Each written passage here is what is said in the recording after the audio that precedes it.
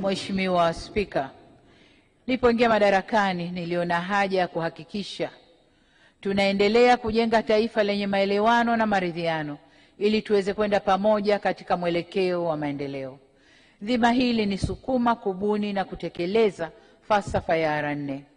Tukiongozwa na falsafa hiyo ili tuelekeza kwenye mageuzi, maridhiano, ustahamilivu na kujenga upya, na tuliweza kuwaleta wadau wa kisiasa na wengineo pamoja na kufanya maamuzi na maboresho mbalimbali yaliyojumuisha na kushirikisha wadau wote. Serikali iliunda tume ya maridhiano iliyofanya kazi nzuri na ilikuja na mapendekezo ya aina mbili, yale ambayo ni ya muda mrefu kama mabadiliko ya katiba na yale ya muda mfupi ambayo yalihusu masuala ya uhuru wa vyombo vya habari na masuala ya vyama vya siasa kufanya shughuli zao. Mheshimiwa Spika, katika kutekeleza mapendekezo ya tume, serikali iliondoa mara moja zuio la mikutano ya hadhara kwa vyama vya siasa, na wote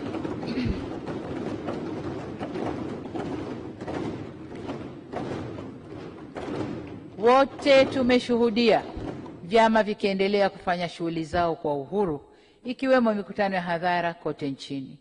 Vile Baraza la Vyama vya Siasa limefanya mikutano 6 na kutoa mawazo na ushauri uliowasilishwa serikalini kwa kufanyiwa kazi.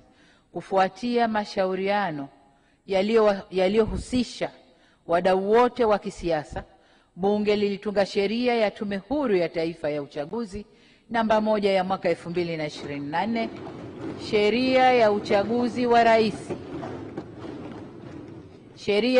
wa rais wa bunge na madiwani namba 2 ya mwaka 2024, sheria ya vyama vya siasa sura 258 na sheria ya gharama za uchaguzi.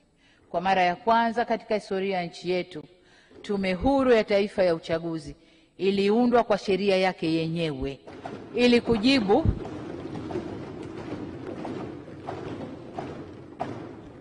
Tulifanya hivyo ili kujibu rai ya muda mrefu ya wadau wa kisiasa nchini. Miongoni mwa maboresho kwenye sheria ya uchaguzi yalikuwa ni kuongeza takwa la kila mgombea kupigiwa kura hata akiwa mgombea pekee, hatua ambayo inafuta kilichojulikana kama mgombea kupita bila kupingwa. Vile utungaji wa kanuni za uendeshaji wa uchaguzi ulifanyika, na serikali imeendelea kuimarisha uendeshaji wa shughuli za vyama vya siasa nchini, ambao hadi Juni 2025 serikali imetoa ruzuku shilingi bilioni 87.87 kwa vyama vinavyostahili kupata ruzuku. Mheshimiwa Spika, katika hatua nyingine, asasi za kiraia nazo zimekuwa huru kufanya shughuli zao, ikiwa ni pamoja na kukutana na kuishawishi serikali, ambapo mapendekezo yao mengi yamepokelewa na kufanyiwa kazi. Kwa kuwa suala la katiba ni pendekezo la muda mrefu la Tume ya Maridhiano, kwa msingi huo mchakato wa katiba mpya ni miongoni mwa ahadi ambazo zinaonekana katika ilani ya Chama cha Mapinduzi ya mwaka 2025-2030.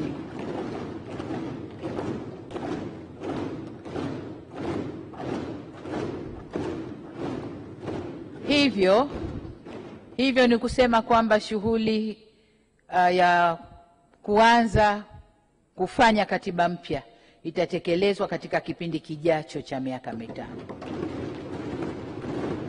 Mheshimiwa Spika, kwa kutambua kuwa rushwa ni adui wa haki, na mlifurahi sana mlipomwona mkurugenzi mkuu wa kupambana na rushwa na hatani.